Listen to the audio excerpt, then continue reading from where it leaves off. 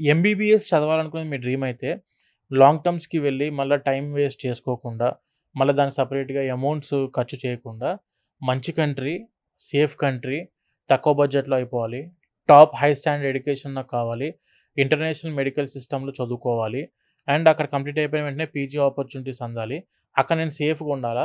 దానికి సంబంధించిన మంచి సంస్థ నుంచి వెళ్ళాలి అనుకుంటే మాత్రం, మా రిసోర్స్ అందుబాటులో ఉంది. అండ్ అక్కడ మనం చేస్తున్న యూనివర్సిటీస్ కూడా యూనివర్సిటీ ఆఫ్ జార్జియా ఉంది. కెన్ వాకర్ ఇంటర్నేషనల్ యూనివర్సిటీ ఉంది. యూనివర్సిటీ ఆఫ్ జార్జియా గురించి నేను ఏమి కొత్తగా చెప్పాల్సిన అవసరం లేదు madam. Already it is a brand in our Telugu అవును. స్టేట్స్. యూనివర్సిటీ ఆఫ్ జార్జియాలో ఉన్న సిస్టమ్ అంతా కూడా international standard of education madam.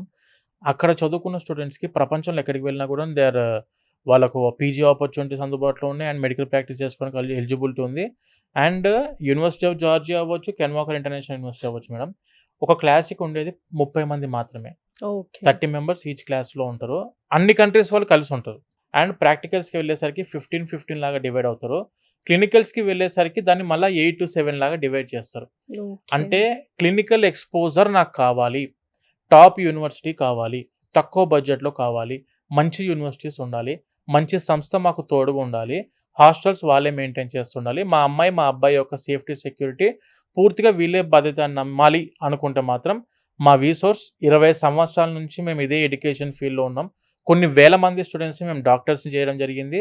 And మా సీనియర్స్ కూడా చాలామంది యూరోప్‌లో సెటిల్ అయిన స్టూడెంట్స్ ఉన్నారు. యూఎస్‌లో వెళ్లి సెటిల్ అయిపోయిన స్టూడెంట్స్ ఉన్నారు.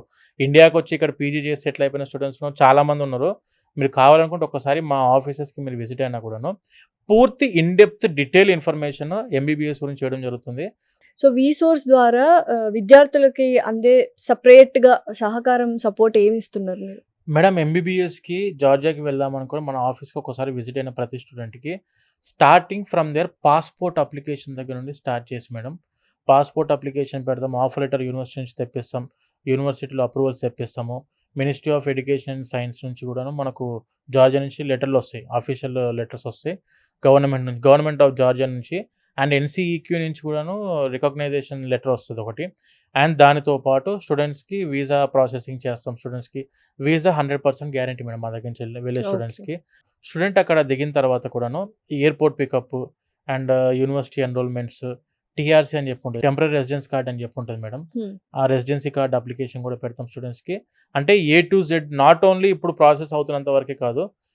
వాళ్ళున్న అక్కడ 6 ఇయర్స్ కూడాను ప్రతీదీ మన రిసోర్స్ సంస్థ అండగా ఉంటది ప్రతి స్టూడెంట్‌కి.